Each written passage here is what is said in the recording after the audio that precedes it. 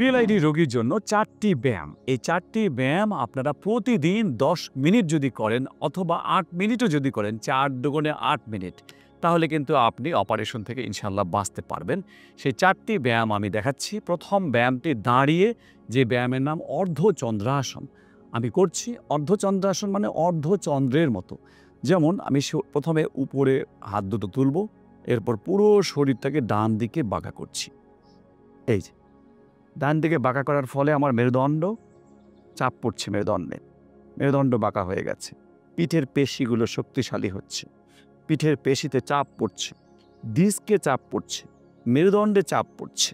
ফলে আমার disc prolapse যেটা আছে সেটা আগের চেয়ে ভালো হচ্ছে, ব্যথাগুলো কমে যাচ্ছে। আবার সোজা হয়, কিছুক্ষণ বিশ্রাম নিয়ে বামে, পুরো শরীরটাকে আমি বামে যতদূর পারি নিয়ে যাচ্ছি। এই অবস্থায় আমার ডিস্কে চাপ পড়ছে, মেরুদণ্ডে চাপ পড়ছে, মেরুদণ্ডে রক্ত চলাচল বাড়ছে। যদি কারো এই অবস্থায় করতে কষ্ট হয়, ডাইনে বা বামে, তাহলে সাথে সাথে সোজা হয়ে যাবেন। সোজা হয়ে আবার চেষ্টা করবেন। যদি আবার ঝিঝি লাগে বা ব্যথা লাগে, আবার একটু দাঁড়িয়ে যাবেন, দাঁড়িয়ে আবার চেষ্টা করবেন। অর্থাৎ একবারে চাপ না দিয়ে দিনে দিনে আপনি সহজ হয়ে যাবেন ইনশাল্লাহ। বাস হয়ে গেল ১ সেট। এরকম করে ২ সেট। এই ব্যায়ামটি করতে জাস্ট ২ মিনিট আপনি সময় নেবেন। এবার দ্বিতীয় ব্যায়াম আমরা বসে করব। দ্বিতীয় ব্যায়াম হচ্ছে বঙ্গাসন। বঙ্গাসনে আপনি প্রতিদিন ২ মিনিট থেকে ১০ মিনিট পর্যন্ত বসতে পারেন। এই ব্যায়াম করে আমাদের অনেক অনেক রোগী পিএলআইডি থেকে পুরোপুরি ভালো হয়ে গেছেন, তাদের অপারেশন লাগেনি। তো এই ব্যায়ামটা যদি আপনি করেন এভাবে, এটাকে মলাসন বলে, বা মানে মল ত্যাগের আসন, অথবা ইংরেজিতে বলে স্কোয়াট। এই ব্যায়ামে আপনার পিঠের পেশি, পিঠের যে হাড়গুলো এবং নার্ভ, এই সব কিছুতে রক্ত চলাচল বাড়ে, নার্ভগুলো ফ্রি হয়ে যায়, মাসলগুলোর স্ট্রেচিং হয়।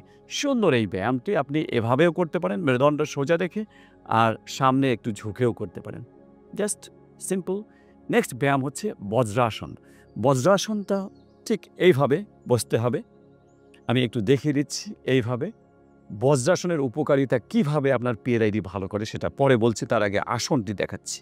আমরা যখন নামাজে যেমন বসি, একটা পা এইভাবে দিই আর একটা পা শুয়ে রাখি। এখন বজ্রাসন হচ্ছে ২ পা এইভাবে রাখবো, অর্থাৎ পায়ের যে এই পাশটা এটা মাটির সঙ্গে লাগিয়ে রাখবো, আর যে হিল বা গোড়ালি এর উপর আমি বসে যাব।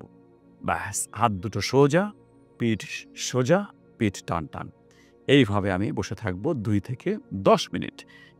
এই ব্যায়ামে পিঠের পেশি এবং পিঠে মেরুদণ্ডের রক্ত চলাচল বাড়ে এভাবে যে, যেহেতু আমার এদিকে রক্ত চলাচল ব্যাঘাতগ্রস্ত হয়েছে, বা পায়ের যত ব্লাড সবগুলো উপর দিকে ধাবিত হচ্ছে এবং পিঠ বা মেরুদণ্ড থাকছে সোজা, নার্ভগুলো ফ্রি হয়ে যাচ্ছে।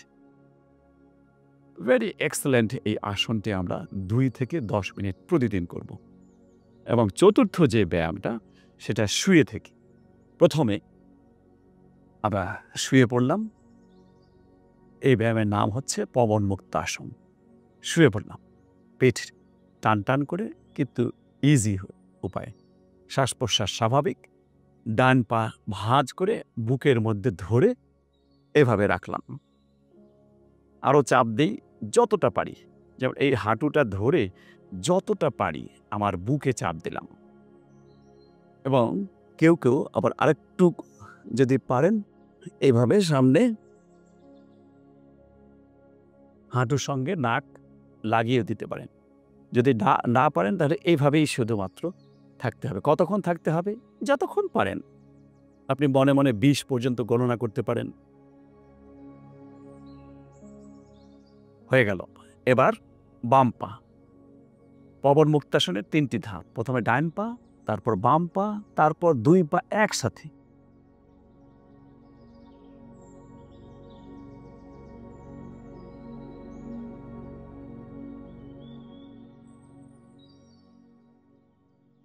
এবার ২ পা একসাথে, বুকের যত কাছে আনা সম্ভব। এভাবে থাকলেই হবে। তবে সম্ভব হলে মাথাটা উঁচু করে সামনে নিতে পারেন।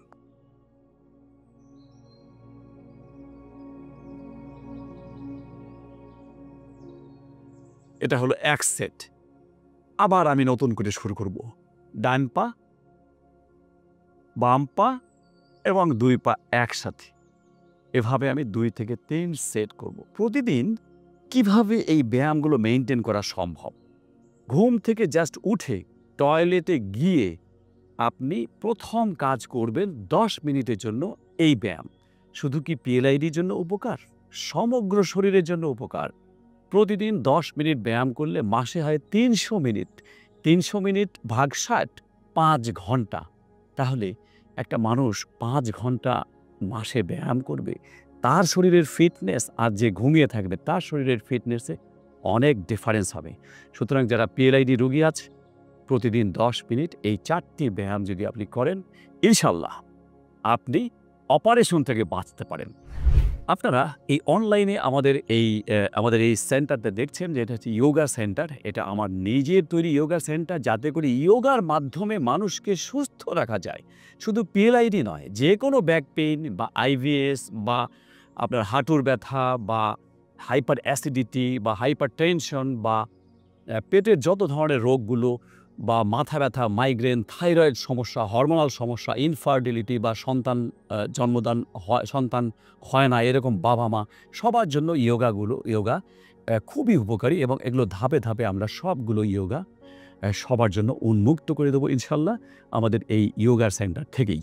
সুতরাং পিএলআইডি রোগী যারা আছেন তারা কিন্তু অন্য কোনো ব্যায়াম বা অন্য কোনো যোগব্যায়ামও করার দরকার নেই, যে আরও কিছু যোগব্যায়াম, আরও কিছু অন্য ডাক্তারের দেখানো ব্যায়াম বা ইউটিউব সার্চ করে আপনি অনেক ধরনের ব্যায়াম পাবেন। ভাই, দয়া করে আর কোনো ব্যায়াম করবেন না, কারণ আমি একজন স্পাইন সার্জন হিসেবে আপনাকে সেই গাইডলাইনই দিচ্ছি যেটা আপনার স্পাইনের জন্য, আপনার ডিস্কের জন্য উপযুক্ত। আপনার ব্যথা বাড়বে না, বরং দিনে দিনে কমে যাবে এবং আপনিও ইনশাল্লাহ অপারেশন থেকে বাঁচতে পারবেন। আজ এ পর্যন্তই। আসসালামু আলাইকুম।